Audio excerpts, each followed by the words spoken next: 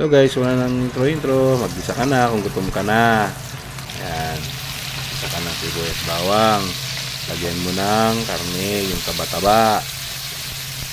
Halo-halo mo, lagyan mo ng pampalasa, lagyan mo ng paminta na hindi wasak, liquid seasoning. Yan, antayin mong mag-brown yung kaldero, yung palayok.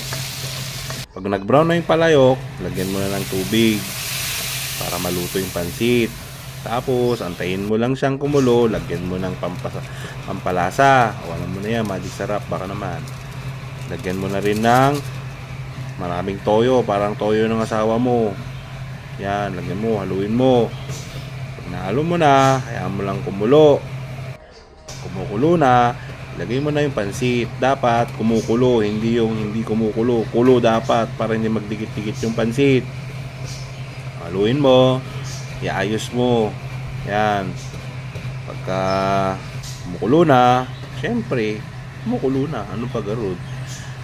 Edi syempre pag kumulo, edi haluin mo konti. Yan, okay na. Ganun lang, guys. Plating na tayo. Wow! Pansit. Mamit, walang gulay. Nyetan. Sarap.